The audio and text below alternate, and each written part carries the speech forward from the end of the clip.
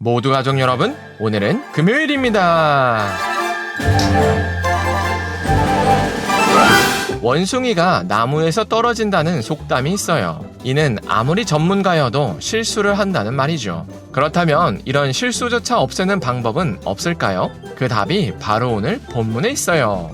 그래서 오늘 묵상을 잘 들어보시면 오늘 하루를 아주 멋진 날로 만들 수 있는 방법을 아실 수 있을 거예요. 그러면 오늘도 묵상에 잘 참여해 주시고요. 꼭 댓글로 무엇을 느꼈는지를 나눠주세요. 그리고 이 묵상을 나눴으면 하는 사람에게 공유해 주시고요. 오늘도 좋아요와 구독 잊지 말아주세요. 아셨죠? 그러면 오늘 본문인 역대하 26장 듣고 올게요. 제26장 유다 온 백성이 나이가 16세 된 우시야를 세워 그의 아버지 아마샤를 대신하여 왕으로 삼으니 아마샤 왕이 그의 열조들의 묘실에 누운 후에 우시야가 엘롯을 건축하여 유다에 돌렸더라. 우시야가 왕위에 오를 때 나이가 16세라. 예루살렘에서 52년간 다스리니라. 그의 어머니의 이름은 여골리아요 예루살렘 사람이더라. 우시야가 그의 아버지 아마샤의 모든 행위대로 여호와 보시기에 정직하게 행하며 하나님의 묵시를 밝히 아는 스가랴가 사는 날에 하나님을 찾았고 그가 여호와를 찾을 동안에는 하나님이 형통하게 하셨더라. 우시야가 나가서 블레셋 사람들과 싸우고 가드 성벽과 야브네 성벽과 아스돗 성벽을 털고 아스돗 땅과 블레셋 사람들 가운데 성읍들을 건축하며 하나님이 그를 도우사 블레셋 사람들과 구르바알에 거주하는 아라비아 사람들과 마온 사람들을 치게 하신지라. 암몬 사람들이 우시야에게 조공을 바치매 우시야가 매우 강성하여 이름이 애굽 변방까지 퍼졌더라. 우시야가 예루살렘에서 성 모퉁이 문과 골짜기 문과 성 구비에 망대를 세워 견고하게 하고 또 광야에 망대를 세우고 무릉덩이를 많이 파고 고원과 평지에 가축을 많이 길렀으며 또 여러 산과 좋은 밭에 농부와 포도원을 다스리는 자들을 두었으니 농사를 좋아함이었더라. 우시야에게 또 싸우는 군사가 있으니 서기관 여이엘과 병영장 마아세야가 직접 조사한 수효대로 왕의 지휘관 하나냐의 휘하에 속하여 떼를 지어 나가서 싸우는 자라. 족장의 총수가 2600명이니 모두 큰 용사요 그의 휘하의 군대가 30만 7500명이라.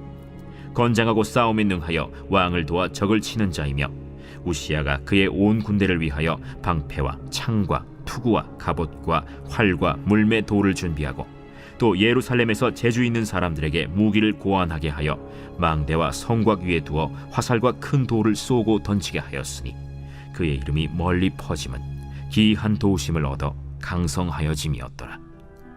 그가 강성하여짐에 그의 마음이 교만하여 악을 행하여 그의 하나님 여호와께 범죄하되 곧 여호와의 성전에 들어가서 향단에 분향하려 한지라. 제사장 아사랴가 여호와의 용맹한 제사장 80명을 데리고 그의 뒤를 따라 들어가서 우시야 왕 곁에 서서 그에게 이르되 우시야여, 여호와께 분향하는 일은 왕이 할 바가 아니오.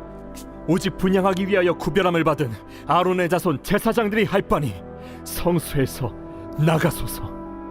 왕이 범죄하였으니 하나님 여호와에게서 영광을 얻지 못하리이다. 우시야가 손으로 향로를 잡고 분향하려 하다가 화를 내니 그가 제사장에게 화를 낼 때 여호와의 전 안 향단 곁 제사장들 앞에서 그의 이마에 나병이 생긴지라. 대제사장 아사랴와 모든 제사장이 왕의 이마에 나병이 생겼음을 보고 성전에서 급히 쫓아내고 여호와께서 치심으로 왕도 속히 나가니라. 우시야 왕이 죽는 날까지 나병 환자가 되었고 나병 환자가 되매 여호와의 전에서 끊어져 별궁에 살았으므로 그의 아들 요담이 왕궁을 관리하며 백성을 다스렸더라. 우시야의 남은 시종 행적은 아모스의 아들 선지자 이사야가 기록하였더라. 우시야가 그의 조상들과 함께 누우매 그는 나병 환자라 하여 왕들의 묘실에 접한 땅 곧 그의 조상들의 곁에 장사하니라. 그의 아들 요담이 대신하여 왕이 되니라.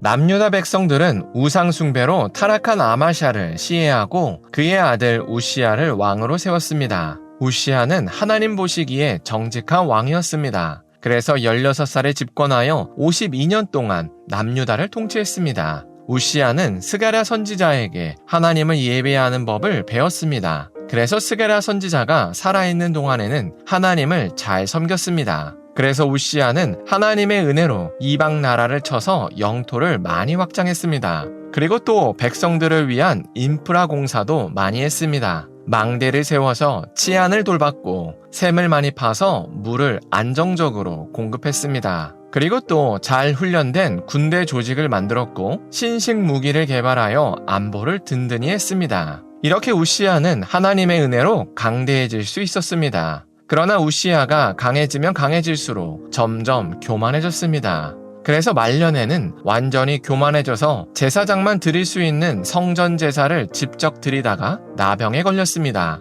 그렇게 우시야는 죽는 날까지 나병 환자가 되어 별궁에서 살다가 죽었습니다. 이처럼 우시야의 삶에는 화려함과 비참함이 동시에 존재했습니다. 스가랴 선지자의 조언에 따라서 하나님을 잘 섬길 때는 승승장구를 했지만 스가랴 선지자가 죽고 없어지니 하나님을 떠나서 비참한 최후를 맞이했습니다. 이런 모습은 우시야가 처음이 아니었습니다. 지금까지 내려왔던 남유다의 거의 대부분의 왕이 비슷한 모습을 보여줬습니다. 우리는 여기서 한 가지 사실을 발견해야 합니다. 그건 바로 사람은 아무리 출중해도 하나님이 될 수는 없다는 사실입니다. 이게 정말로 당연한 사실처럼 보이지만 하는 일마다 잘 되는 사람에게는 당연하지 않습니다. 왜냐하면 그들 마음속에는 은근히 자신이 하면 다 된다는 확신이 있기 때문입니다. 그런데 다 된다는 표현은 오직 전능하신 하나님께만 어울리는 표현입니다.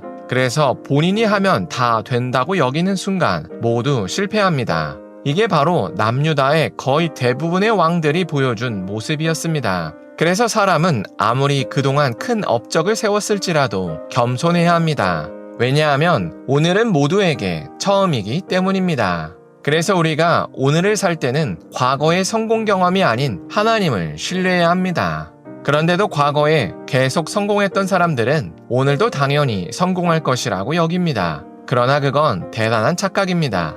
왜냐하면 이 시간, 바로 다음 시간에 하나님께서 우리에게 어떤 사건을 보내주실지는 아무도 모르기 때문입니다. 그래서 과거에 성공했으니 오늘도 당연히 성공하겠다고 여긴다면 반드시 넘어집니다. 그래서 우리가 지금까지 아무리 성공했더라도 오늘을 두려워해야 합니다. 그래서 오늘을 처음 사는 사람답게 절박하게 하나님을 의지해야 합니다. 그래야 교만이라는 함정에 빠지지 않습니다. 그래서 우리가 오늘 하루를 살 때 우리가 오늘을 처음 산다는 것을 잊지 않았으면 좋겠습니다. 그래서 과거의 성공 경험이 아닌 오늘의 하나님을 의지했으면 좋겠습니다. 기도하겠습니다. 사랑의 하나님, 우시야가 과거의 성공에 취해서 교만해진 것을 나눴습니다. 이처럼 사람은 아무리 성공해도 결코 하나님이 될 수 없음을 고백합니다. 그래서 우리가 오늘을 처음 산다는 것을 잊지 않게 하여 주시옵소서. 그래서 과거의 성공 경험이 아니라 오늘의 하나님을 의지할 수 있게 하여 주시옵소서. 예수님의 이름으로 기도합니다. 아멘.